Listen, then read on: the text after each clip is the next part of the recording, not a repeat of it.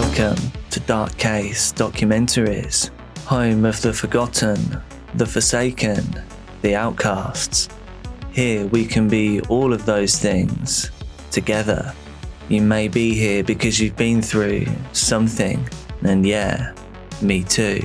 Everyone here has a story, but we're okay. This is a community and we are here for one another, and I am here for you. Together we are the Dark Case family. Welcome to my new patrons, Darlene and George Lopez, and if your name is on screen right now, then you're a legend too.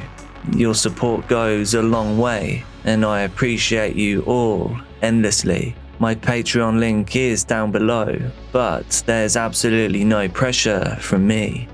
I just want to take a second to say that your response to my last video was just incredible, so thank you. Honestly, I genuinely needed your collective kindness, and you brought it to me in droves. But let's get down to business.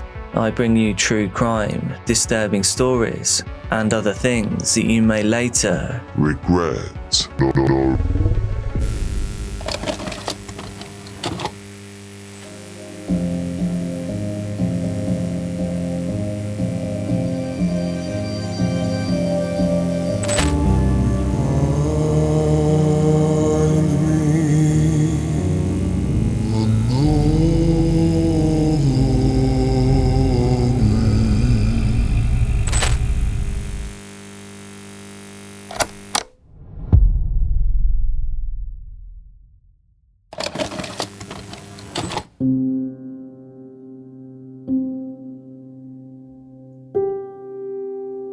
In Greenwich, a suburb of New South Wales, Australia, police knocked on the door of number 31 Greendale Street looking for the resident.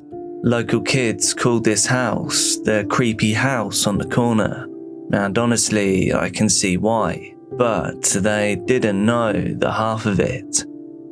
The house had razor wire scattered around the perimeter. It also had homemade alarm systems made with strings and empty cans. In the backyard stood 3 old abandoned classic motorbikes, and this is a little weirder than it sounds too. Nobody had ever seen the owner of the house ever riding them. Outside the house were broken household appliances, old tyres and bags of rubbish. Much of it was overgrown with weeds and bushes. The interior of the house was filled with rubbish and personal belongings too. The hoarding within the property was so severe that it could be seen from above the window level from the outside. But the full extent of the house's contents would be revealed 15 years too late. So yeah, the creepy house on the corner moniker fitted pretty well. The man that lived there did have a name. He was 60-year-old Bruce Andrew Roberts. Bruce was known as kind of weird, but he wasn't a criminal, nor was he involved in illicit substances. He pretty much kept himself to himself. Bruce was born in September of 1956 to parents Athol and Joyce in Coonabarabran. His childhood seemed good. He vacationed in New South Wales when he was a kid pretty regularly. Mother Joyce was from an affluent background, so money was never a concern for the family. He was said to be impressionable though, and his interests in motorcycles and weapons started pretty early. But that didn't make him a bad guy. At some point in his younger years, his parents split up and Bruce stayed with his mother. Some years later, Joyce's mother, Bruce's grandmother, would pass away. This inheritance allowed them to purchase the home at 31 Greendale Street, and there they lived until Mother Joyce sadly passed away in March of 1989, when Bruce was 33 years old. This meant that Bruce inherited $1 million in shares. He was able to buy 31 Greendale Street outright, and he never had to work again. Being set for life, mixed with the loss of his mother, seemed to be a bad mixture for Bruce. As the years passed, Bruce began to collect social security payments, and the condition of the house and the condition of Bruce began to decline. Neighbour Bob Mayer did have some interactions with Bruce.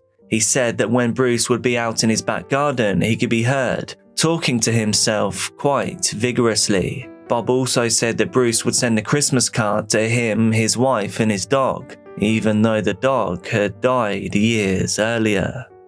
Pretty tragically, sending Christmas cards to neighbours and the occasional letter to a couple of family members and his sister was the only outside contacts that he really had. Bruce was described as a bachelor, as childless, as a recluse. However, he would be seen going for one walk almost daily, which would be to the supermarket or pharmacy. On this walk, no matter the weather, he would be seen wearing the same brown coat. But in recent months though, neighbours thought that the man was becoming more paranoid. There was some kind of change in him, but nobody thought too much of it. And then, they stopped seeing him altogether. Perhaps Bruce finally decided that the outside world just wasn't for him, or perhaps something really wasn't right. Those daily walks to the store wearing his brown coat seemed to stop. Bruce's neighbours finally realised they hadn't seen him for a little while. Well, for 8 long weeks. The last sighting was in mid-May of 2017, and then finally the police were alerted on Friday, July the 21st. Bruce would finally receive a welfare check at 12:45 p.m. As we all know here, we shouldn't judge and everyone has a story. And before I go on, I promise you this story is not going the way that you think it is. There is pretty much no way you could guess what happened next inside that house. Police officers knocked on the door of 31 Greendale Street. They got no response. They knocked again, shouting to let Bruce know that they were there. Still, nothing. Silence settled over the house before authorities came to a decision. They would have to force entry. Bang, bang, bang. The double locks used to seal the house shut were torn from the doorframe. The front door flew open and revealed a scene almost impossible to imagine. The level of hoarding in the house far exceeded what was expected. From the floor to almost the ceiling of the home stood towering mounds of boxes, documents, bags, newspapers, luggage and trash. There was a walkway through the hoard that led them from the front door and through the living room. Photo albums found in the house didn't show any pictures of Bruce nor his family or friends. Instead, they were filled with pictures of motorbikes and firearms. But initially, it wasn't what they saw that caused them concern. It was what they could smell. This was a smell that the police and firefighters on scene knew all too well. It was the smell of death. But this time it was mixed with a burning hot stench. Something similar to meat that had been blasted on a barbecue for way too long. Pushing through the narrow pathway, they discovered the cause of the smell. Bruce Roberts was found slumped, half in the corridor and half in the room. His body lay draped over a 2-bar radiant heater. Sadly, Bruce's body was now badly charred. The moisture within the body stopped a fire from starting, a fire that would have very quickly ravaged the tightly packaged house. Bruce Roberts' right hand, shoulder and the right side of his face, his neck, chest, ribcage and internal organs had all been heavily affected by the heat. The body was heavily degraded, being in almost perfect conditions for decomposition. At 6:30 p.m. that same day, Bruce was removed from his beloved creepy house on the corner. However, this is just the start of the story. You've got to believe me. Honestly, it doesn't get any less tragic from here on out. In fact, it gets unbelievably worse.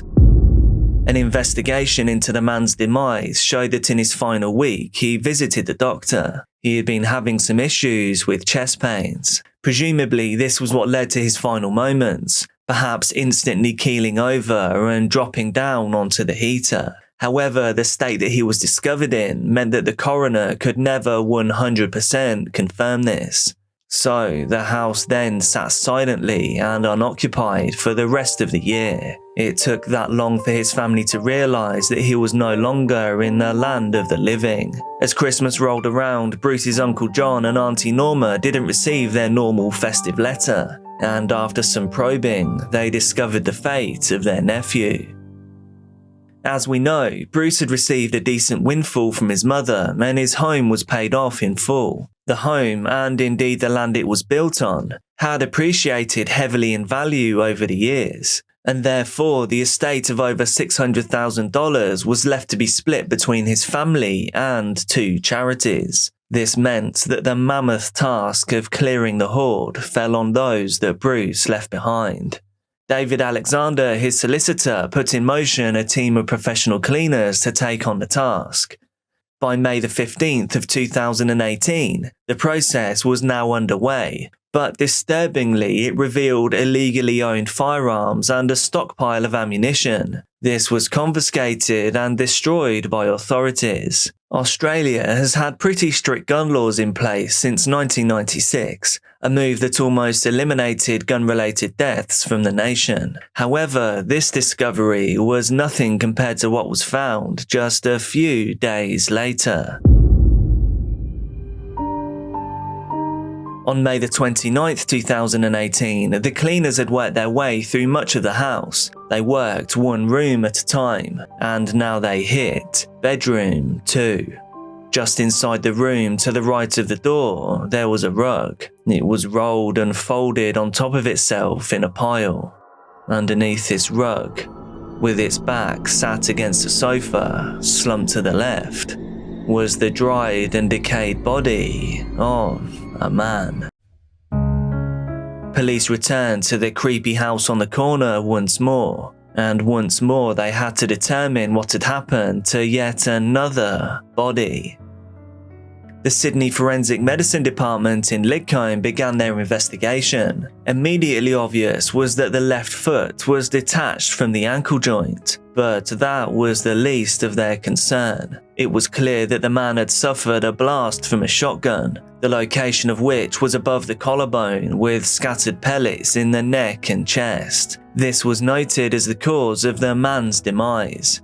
Amazingly, as the body was described as completely mummified, identifying features such as fingerprints, tattoos, and of course DNA were all intact. Toxicology tests showed signs of illicit stimulants as well as ibuprofen in the body. As test results came back from the lab, so did the name of the mummified man. It was Shane John Snellman, a man that hadn't been seen by his family for 15.5 years.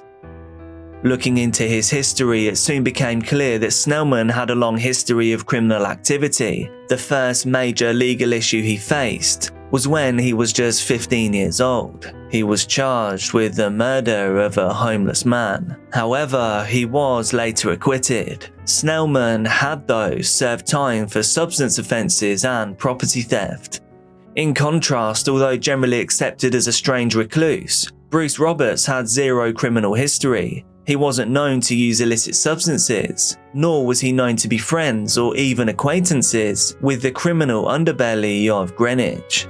Snellman hadn't had the easiest of lives. When he was young, his parents divorced, and then things began to fall apart. He and his sister were placed in a convent school, and then shortly after, at age just 14, Snellman dropped out of the school and then fell into a troubled lifestyle. He had almost constant brushes with the law, before, in his early 20s, he moved to the Central Coast. There he lived with his sister and brother-in-law and found work in a slaughterhouse. By 1995, he met a woman and entered a serious relationship, and they moved from town to town over the coming years. In 1999, the relationship broke down. Snellman was now once again in and out of prison. This was mainly for theft and illicit substance-related incidents.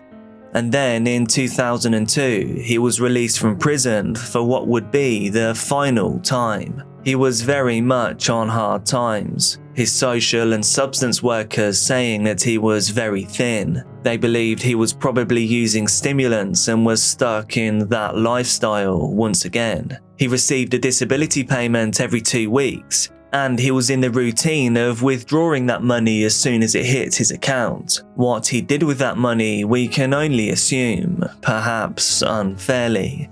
However, on the 23rd of October 2002, that money went into his account, but it never came out. His partner from 1995, with whom he was still in contact with, stopped hearing from him at this same time. She decided to contact the police and report him as missing. The case, though, could barely even get started. Snellman just vanished. Nothing more was seen or heard of him until Bruce Roberts' home was being cleared. So how did he get there? When did he draw his final breath? The coroner on the case, Deputy Derek Lee, unwound a tangled web that left two bodies 15 years and just 15 feet apart. He believed that Snellman broke into Bruce's home. The chances of him being invited would be very slim. Remember, Bruce was a recluse by choice. And no, I didn't mean that to rhyme. Snellman was no stranger to theft, and he had an active habit to fund. So once inside the home, an altercation must have occurred. Snellman was not to know that the home contained an air rifle, 3 shotguns, 6 bolt-action rifles, 3 self-loading rifles, ammo belts, and crates of ammunition. I think it's safe to assume if he knew those weapons were there, he'd probably have stayed out. The investigation showed that a shotgun was fired in the home, and that the projectile hit Snellman.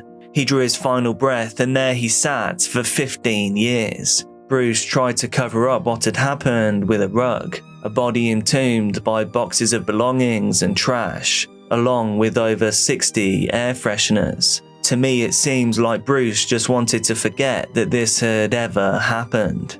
It's almost impossible to imagine sharing your home with a body for 15 years, but that is exactly what Bruce Roberts chose to do.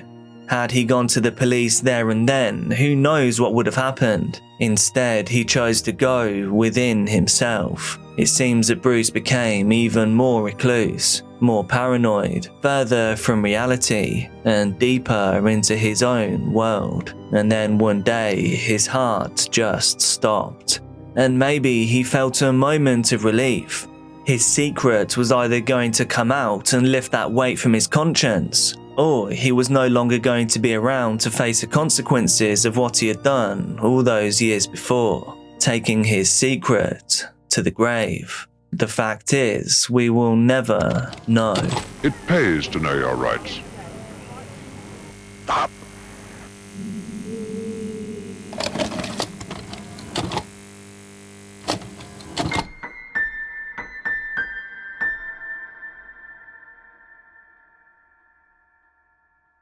"71-year-old Bernard Gore from Tasmania, known to his close friends as Butch, led an active life with his wife of 50 years, Angela. The retiree worked for many years as a bread delivery man and a barber. He would still give pro bono haircuts to his friend and family despite his advancing years. The elderly couple regularly visited the mainland to stay with their daughter Melinda in Wallara, and this was exactly what they decided to do to celebrate Christmas and New Year. The couple's stays in Wallara had become so regular that the two had developed a nice routine of having lunch in the food court of the local Westfield Bondi Junction shopping mall in Sydney. The food court had plenty of options and lots to enjoy. After the family had enjoyed Christmas and New Year together on January the 6th, 2017, Bernard and his wife left their daughter's apartment to go shopping at the Westfield Mall. They had lunch plans in mind like the pair had done on countless other occasions. Westfield Bondi Junction is a huge mall with over 300 stores spread over 6 floors. It's estimated that 20 million visitors pass in and out of it every year. However, the couple only ever frequented Zone A. They always used the same entrance, and they always took the same direct route from their daughters to the mall. Angela would often go shopping elsewhere, but the two would always meet in Westfield. This was because no matter what they wanted to eat, it pretty much had it on offer. That particular fateful morning, however, Angela had her heart set on shopping in the Westfield Junction itself, making everything a little easier to arrange. The family awoke early to rain and had a lazy morning watching television. before, luckily, the sun decided to make an appearance. The two originally planned to set off together, split and regroup, but with the rain slowing down their morning routine, and Bernard feeling a little impatient, they decided that he would leave first and then she would follow. Angela bid her husband goodbye, knowing that she would leave soon and join him shortly enough. They planned to meet and then eat at 1:15 p.m. outside of Woolworths. Then they would pick up a few groceries before heading back to their daughter's home. The walk to and from the mall was one they had taken many times before. There was no real cause for concern. This was just an ordinary, enjoyable day.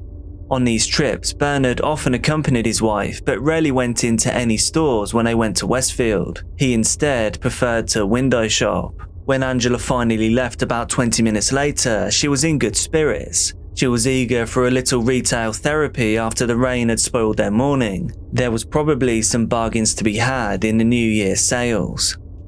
But little did Angela know, her husband would not be waiting outside Woolworths. Today, the routine would fall apart in the worst way imaginable. She quickly flew around the stores without a care in the world, buying a few bits and pieces here and there, and as 1:15 approached, she decided to head towards the food court to find Bernard. Arriving ever so slightly early, Angela was unfazed to find that Bernard wasn't already there, so she sat in their normal spot and waited for him to join her. Minutes passed slowly and Angela saw no sight of Bernard, but she knew that her husband often window shopped on his way, perhaps wandering and meandering, so she guessed that that's exactly what he was doing today.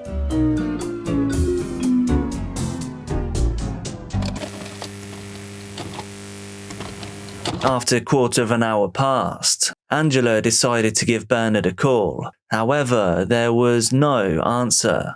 Once again, this didn't really set off any alarm bells. Bernard didn't always answer his phone. This wasn't out of character, and so rather than panicking at that moment in time, Angela was simply frustrated with her husband of 50 years.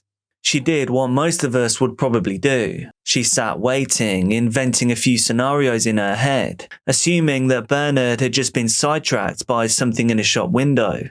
Maybe some dark possibilities do pop into our heads, but we can normally bat them out of the way fast enough, convincing ourselves everything is okay. Whilst waiting, Angela called his mobile a few more times, but to no avail. And then, feeling slightly irked, she decided to go and look for him herself. Angela made sure to keep the food court in view as she did the round of the nearby stores that her husband liked, keeping an eye on their usual spot in case he arrived while she wasn't there. Angela started to become frustrated. She was almost ready to up and leave. Before that is, her thoughts began to turn to a previous instance. Although a diagnosis was up in the air, the family had recently begun to suspect that Bernard was showing signs of early-stage dementia. This was reported by doctors as something called mild cognitive impairment. Bernard had been forgetting small things here and there, and so there were clues that he might not be as sharp as he once was. The family had previously had to report him missing in Hobart, and there had been one or two occasions where locals had seen him sitting on benches, seeming a little lost or confused. His kids had even bought him a smartwatch. This was purely because it had GPS tracking. They loved their dad. They were concerned for him. The thought of him going walkabout again frightened them. However, frustratingly, the watch was broken, so as a backup, Melinda made him a card to carry. It had her name, address and contact numbers. This was just a precaution on the off chance that something similar could happen again. With these events entering her mind, Angela's initial frustrations turned to concern for his whereabouts. Those darker thoughts started pushing their way back in. She called her daughter Melinda, and she confirmed her father hadn't returned since he had left the apartment before as planned. That was when Angela's concerns became full-on fear. Acting logically and rationally based on previous experience, she remained calm. She knew that her husband had eventually made his way back in similar circumstances, so she decided to stay put for a little longer, trusting he would make it to the food court or back to his daughter's place at some point in the near future. But sadly, Bernard would not show up at either location, and he wouldn't be seen again for 3 weeks. Angela took their usual route back from the mall to Melinda's. She hoped that she would bump into Bernard along the way. Perhaps he had just been sidetracked somehow, perhaps stopped to talk to someone, or maybe ventured into a shop. There was a chance he was sat somewhere slightly lost once again, much like he had been the time before in Hobart. Angela walked and frantically looked for him. She clung to these little possibilities to help keep her negative thoughts at bay. But Bernard was nowhere to be seen en route. And worryingly, she wasn't at Melinda's place when she arrived home at around 2 p.m. Still, he had always made it back before. Even if he was confused, logically they thought he would make it back to Melinda's. Whether he was to do this off his own back, or whether it would be through someone lending him a helping hand, maybe finding the card that the two had made with her details on it. So the mother and daughter waited. They waited as the family took turns searching between the apartment and the shopping mall. A total of 6 hours went by before the sun set and darkness came. This prompted them to report him as a missing person to the authorities. Police were notified at 7:59 p.m. They quickly broadcast a description of the man over nearby police radios at around 8:50 p.m. Melinda also returned to the mall to report the incident to security at 9:30 p.m. She explained how her parents were supposed to meet for lunch, but that her father hadn't arrived, and she gave them the same description. Only then could the family attempt to rest, hoping that the police or the mall would bring good news in the following hours.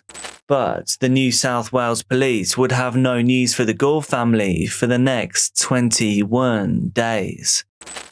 With a diagnosis of cognitive impairment and his disappearance in Hobart on record, the police sprang into action and began their search at the proposed rendezvous site, the Westfield food court. They also enlisted the mall security team to go through the copious amounts of camera footage. But this was the first major hurdle where it would seem efforts to locate Bernard fell short.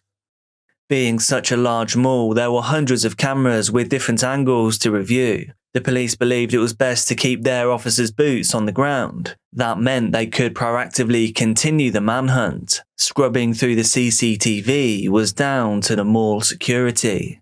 Time was passing quickly and Bernard was considered vulnerable. The Westfield security team logically began by looking at entrances and exits, as well as areas surrounding Woolworths and the food court itself. Police officers reviewed some of this footage, the cameras which covered entrances and exits surrounding Woolworths. But were they doing a thorough enough job? Only time could give us that answer.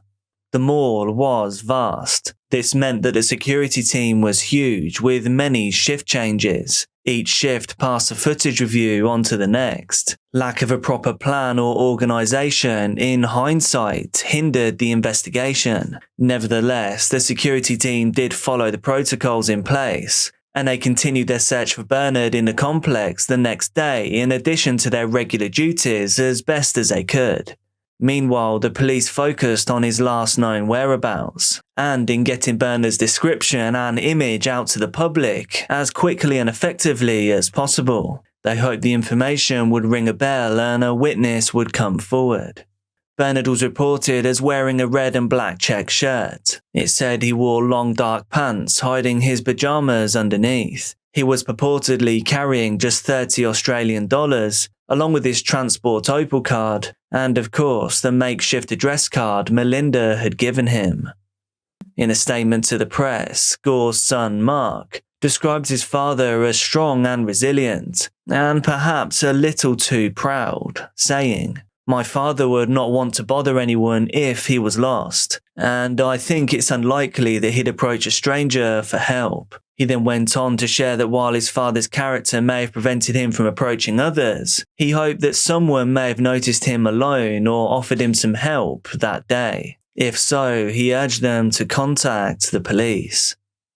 Reviewing the mall security footage was quickly deemed a dead end. No one matching Gore's description was seen entering or exiting the complex, and so it was concluded that the 71-year-old had never even arrived at the mall, a conclusion that was based on a less than thorough review. This at least gave the police officers an idea of where not to focus. It is worth mentioning though, the initial reviews of the footage were without a photograph of Bernard to compare it to, and as we know, the review of the footage was passed from pillar to post, and there was no real system of pinpointing which cameras had or hadn't been checked. Each staff member simply told the next shift that they hadn't successfully located Bernard yet. However, Bernard had in fact made it to the Westfield Mall. He was at one point just feet away from his destination, striving to make his lunch date with his wife. Police officers were assured that Bernard wasn't there, so they focused their efforts elsewhere. And knowing what I know now, this is so frustrating. Things like this honestly make me wish for a time machine. Police widened the search area, checking everywhere within walking distance, and the family too continued to scour his usual routes, trying to spot anything that might have taken his attention that day and led him astray. It must have been unimaginably tough for everyone involved. The anguish of just not knowing what possibly could have happened to Bernard, and over such a frustratingly short distance. For them, it just didn't make sense. And to be honest, I know for you, the viewer, it doesn't make much sense either. Here is what actually happened. CCTV of the area showed him making his way to meet Angela following their usual route, passing all the normal places without any stops or detours. So Bernard hadn't gone missing en route. He made it to the food court after all. This meant that Bernard did feature on the CCTV footage from the mall. However, the disorganized nature of the operation meant that he was missed in those crucial early moments of the investigation. However, quite bizarrely, although Bernard was seen going into the mall, somehow no footage existed of Bernard ever leaving again. The mystery only grew deeper. On January the 27th, 21 days after his wife and daughter last saw him, the tragic reality of what had happened to Bernard was finally discovered. The Westfield Junction Mall encompasses an extensive subset of passageways. These link its 6 floors and utilities behind the scenes. It was on that day that a maintenance worker entered a staff-only passageway. The majority of these corridors are rarely used. They have no windows and they form an 8-mile labyrinth. If you don't know how to navigate your way around as well as a maintenance man did, you could easily get lost, disorientated, or worse. The maintenance worker entered the passageway. He was there following reports of a bad smell by surrounding store staff. He entered via doorway L407, one of many which opened freely if you entered from the mall, but they for some reason required a key to exit. It was there in a badly lit nearby stairwell that the worker thought he could see some equipment obstructing the passage, so he went further in to investigate. As he approached, the smell became stronger. He thought perhaps it was some garbage that had been ditched in the hallway. But agonizingly, he soon realized that what he could see, positioned by an abandoned chair, was not discarded stock. It wasn't equipment or rubbish as he suspected, but instead, it was Bernard. He was lifeless and slumped over. Police arrived and a coroner was called. Angela and the Gore family finally learned of Bernard's whereabouts. The shocking discovery called the management of the manhunt into question. Unsurprisingly, an inquiry needed to get to the bottom of how exactly this could have happened, how Bernard came to be in the staff-only zone, and just how it had taken so long to find him there. The coroner concluded that Mr. Gore passed some time between the 6th and 9th of January, but the cause was undetermined. One could only imagine what Bernard Gore, Butch, had gone through before meeting his end. New South Wales Deputy State Coroner Derek Lee, remember him? Echoes that sentiment in his inquiry statement. He said, "The distress that Bernard must have felt after 12:50 p.m. on the 6th of January 2017, and the uncertainty and anguish that his family must have felt in the hours, days and weeks that followed is unimaginable. The staff corridors that became his tomb had no cell phone reception. You could never get a clear signal, and many of the doors were simply unopenable. It must have been terrifying to endure, and the consequences were deadly." Frustratingly, there was an exit 1 floor below where he was recovered, but Bernard hadn't been lucky enough to find it. Under a scrutinized review of security footage, Bernard can be seen entering the mall, and he can be seen visiting the food court, and there he can be seen looking for his wife just minutes before her arrival. But then, rather than taking a seat for lunch, Bernard appeared confused, and he is then seen entering the staff-only area via L407. The electronic access records show that nobody entered that staff area between the 6th and the 27th of January. Bernard's location within the labyrinth was behind the Chanel store. A female member of staff from that store believed she had the final interaction with Bernard before he vanished. She told Australian news outlets The Daily Telegraph, "A frail old man who looked confused and disoriented kept pacing up and down outside the store. He said he couldn't find his car or people he was supposed to be meeting. I asked him if he needed help and he shook his head. He was a little dazed and walked off. We were worried about him, so my colleague called security and one of the guards told us they could check CCTV footage to locate him. I don't know if it was him, but it could be anyone's dad or granddad. The thought that he might be the man in the stairwell, and he has been there ever since, makes me feel so sad. Why has it taken so long to find the body?" Entrance L407 is located next to the Chanel store, so this all adds up. Bernard could have been so close to being saved.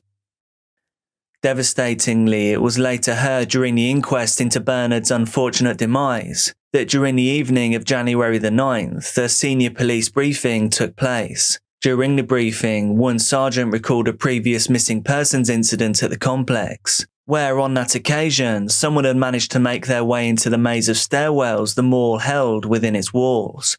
If someone had checked up on that possibility, Bernard may have been, or almost certainly would have been, rescued from his ordeal in good time. However, the police assumed that the security staff had included them in their building sweeps as part of their search protocol. That was obviously not the case, so nobody found Bernard for 21 days. One can't say for certain the state of mind that he was in, or how long he looked for an escape, but it is likely from the position he was found in that he sat in the chair waiting for help in his final hours, trapped in the dark, confused and scared, wondering why his wife didn't meet him in the food court, just feet away from thousands of people living their lives in the mall. A stark reminder that life really does go on until your time is up. I'm a nurse, and honestly, it makes me sick.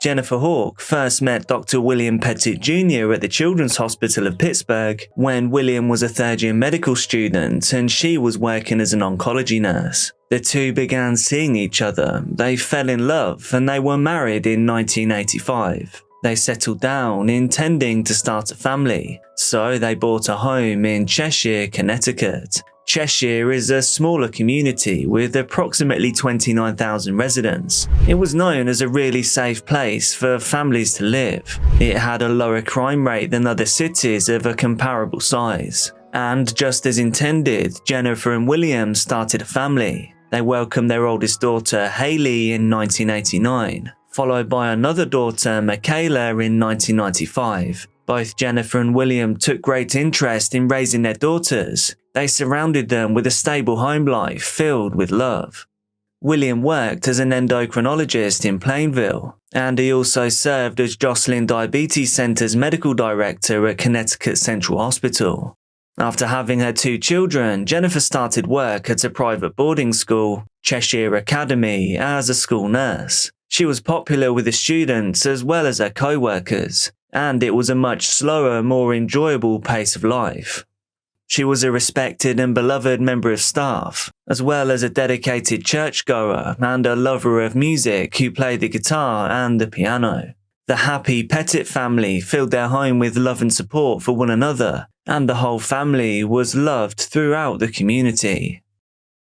Jennifer, who unfortunately at this time lived with multiple sclerosis, was deeply loved by her children and husband. After the diagnosis, the family rallied around her. They gave her unconditional support in her fight against MS. William sometimes slept on a couch downstairs so that he wouldn't disturb his wife's sleep since he went to bed later than she did.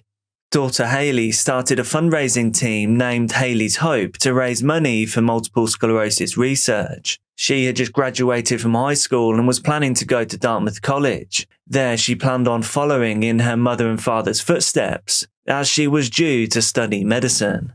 Her sister Michaela was looking forward to taking over Haley's fundraising team and changing the name of it to Michaela's Miracle. Both girls are accomplished students who earned good grades in school, and they were active members of the student body. Michaela loved to cook and often made meals for her family to enjoy. The Pettit family really did seem like a blueprint for the American middle class. They were successful, loving, and very loved. On July the 22nd, 2007, the summer before Haley was going to head to Dartmouth, Michaela had decided to make dinner for her family once again. To grab the ingredients that Michaela would need, she and Mother Jennifer went to a local store before then returning home. While they were at the store, the mother and daughter drew the attention of a man named Joshua Komizajewski. He was 26 years old and had a lengthy criminal history. After taking an interest in young Michaela, Komizajewski followed the mother and daughter home to see where they lived. Unlike the Pettit children, Komizajewski didn't show any potential for a productive life. He had been adopted when he was young, and in the 1990s, he allegedly repeatedly violated his own sister. In 1995, he torched a vacant Cheshire gas station, burning it to the ground. There were many indications that Komizajewski was a troubled young man, someone who enjoyed wielding power over other people, and someone that had a blatant disregard for other people's well-being and property. He began using hard illicit substances in his teenage years, and he had spent years in prison for his habit of committing nighttime burglaries. The young career criminal was paroled in April of 2007. This was just 3 months before he spotted Michaela in the grocery store. Komizajewski was in touch with another career criminal, Stephen Hayes. He was a man very much interested in making money in any way that he could. The two men had met at a halfway house, and like Komizajewski, Hayes had a long criminal history that first started when he was a teenager. Hayes also displayed violence and a disregard for other people. He allegedly violated his 2 younger brothers when they were little. He had a series of charges on his record, including burglary, possession, forgery, and larceny. Up to this point in his life, Hayes had been arrested almost 30 times. He showed no signs that he wanted to live any other kind of life. He too had served multiple prison sentences, and he had only been released from prison in 2006, when he was let go after serving only 3 years of a 5-year sentence for burglary. On that occasion, he used a rock to break a car window and steal from the vehicle. Komizajewski allegedly told Hayes about the young girl and woman, the mother and daughter that he had seen, and how he followed them to their nice home. The 2 men, who both liked to steal things that didn't belong to them, planned a burglary in which they thought they could make a lot of money. And after some planning, that is exactly what they did.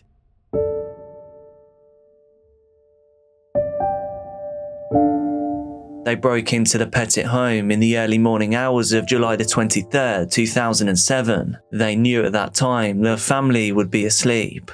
Kamizajewski entered the house by going through an unlocked door in the basement, and whilst there, he grabbed a baseball bat that was sat next to the stairs. As they moved through the house, the two criminals spotted William. This particular night was one of those nights where William slept on the couch in the sunroom. Kamizajewski struck William with the bat, hitting him several times, and this caused significant blood loss because William was on blood thinners for prior heart issues. They then used rope and zip ties to bind his ankles and wrists, and put a covering over his face. The concern he must have been feeling for the rest of his family must have been unbearable. The two criminals then went up to Jennifer's room and tied her up, and after this they did the same to both Michaela and Haley. Pillowcases were placed over their heads so they couldn't see, a terrifying and disorientating experience.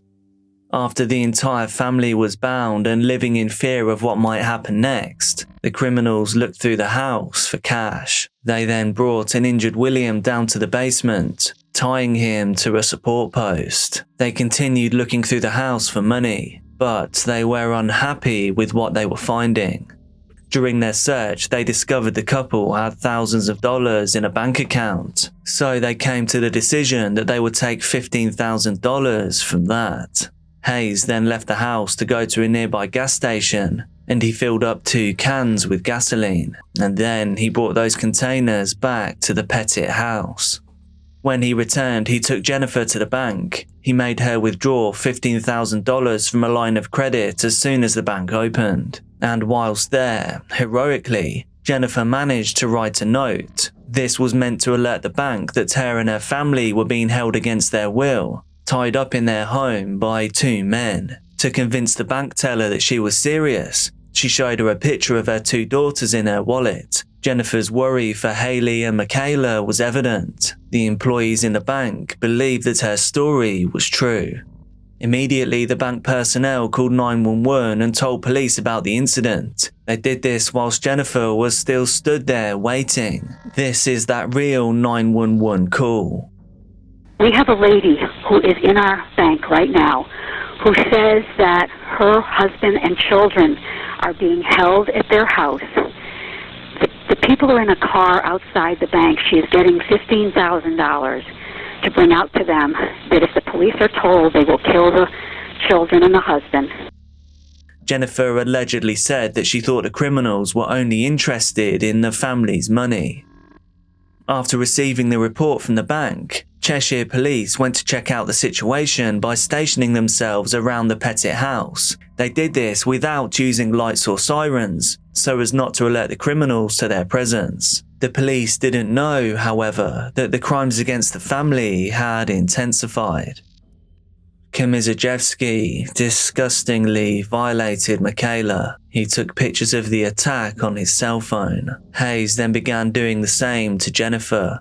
William, who wasn't aware of what was happening to his family, and who had by this time been badly injured, tried desperately to escape. Whilst Hayes was attacking Jennifer, Kamizajewski noticed that William was no longer where they'd left him, so he then went to share this information with Hayes. Hayes then throttled Jennifer, and the 2 men poured gasoline on her body. They then walked to the girls' bedrooms and poured gasoline on them as well. This was all with the intention of destroying any evidence that could link them to the crime.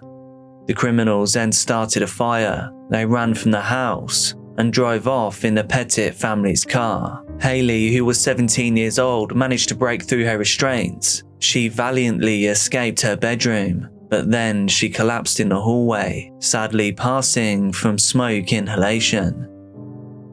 Sister Michaela also passed from smoke inhalation and was found still tied to the bed. Both daughters had succumbed to the fire. As the 2 men were dousing the home with gasoline and lighting the fire, William somehow managed to crawl to a neighbour's home for help. At first, the neighbour didn't even recognise William. The beating he had suffered had been that severe. The neighbor called 911. I got Bill Pettit here who's hurt, my neighbor. He's at your house? Yes, he's right here. Komisarjevsky and Hayes didn't get far after fleeing from the house. Police spotted them almost straight away because of the surveillance they had set up. They chased after the men and arrested them just 1 block away from the home. The home invasion had lasted 7 hours, and it had cost the lives of 3 innocent people, leaving behind an unbelievably heartbroken William, who was obviously devastated by the loss of his entire family. Although there was no question of the men's guilt, because they were caught fleeing the house and forensic evidence tied them to the scene, they still had to go through trials for their crimes. Komisarjevsky and Hayes faced 17 counts of various charges, all for the crimes they committed against the Pettit family. During Hayes' trial, his attorneys tried to paint Komisarjevsky as the villain. They said that he was the one who came up with the idea for the home invasion, as well as for escalating the situation which ended in the violations and the murders. The prosecutors, however, painted a compelling picture that both men were to blame for what happened on that night. On October 5th, 2010, the jury found that Hayes was guilty of 16 out of the 17 charges that he faced. On the steps of a Connecticut courthouse, Dr. William Pettit emerges stoic but relieved. We did our best to keep our faith in God that justice would be served. A guilty verdict for Stephen Hayes. Komisarjevsky's trial didn't begin until 2011, and he followed the same argument that Hayes' attorneys had tried during his trial. They tried to say that Hayes was the ringleader, and that Komisarjevsky didn't plan on murdering anyone. On October 13th of that year, he was found guilty of all 17 of the charges against him. Many people hoped that the 2 men would receive the death penalty for such a vicious, heartbreaking crime that ended 3 promising lives, destroyed a family, and traumatized people throughout the town and the country. During the sentencing recommendation portion of the trial, the jury had to decide if they would recommend a death penalty or life in prison. Hayes' defense attorney suggested to the jury that it would be a stiffer punishment to sentence Hayes to life in prison rather than the death penalty. The attorney argued that Hayes was so disturbed by his own crimes that he would rather die than live for decades in prison with the memory of what he had done. Because of the horrific nature of the crimes, the jury did vote in favour of the death penalty for Hayes on November 8th, 2010, and for Komisarjevsky on December 9th, 2011. At Hayes' official sentencing hearing on December 2nd, 2010, he was sentenced by the judge handling his case to the death penalty. On December 9th, 2011, the jury also recommended that Komisarjevsky be subjected to the death penalty, and the judge in this case ruled that he would die by lethal injection. Before the death penalty could be carried out in either case, however, the state of Connecticut decided in 2015 to abolish capital punishment penalties. This meant that anyone wanting to see the ultimate punishment in this case would now be in for a major disappointment. As the sole survivor of the crime that took the lives of his family, William was critical of the decision to eliminate the death penalty in Connecticut. Nevertheless, both men had their sentences converted to life sentences. Since then, Komisarjevsky has filed an appeal based on several factors, losing each one. Doing this, he has infuriated local officials who claim it was a waste of funds to have to fight these appeals. Father William, who later remarried and had another child with his new wife, wanted to do something to preserve the memory of his late wife and their 2 daughters. In 2007, he started the Pettit Family Foundation, a charity that provides scholarships for students and that helps families whose lives are impacted by violence. William's resolve to rebuild and start a new life is quite incredible, but we can be sure that he'll be haunted for the rest of his days.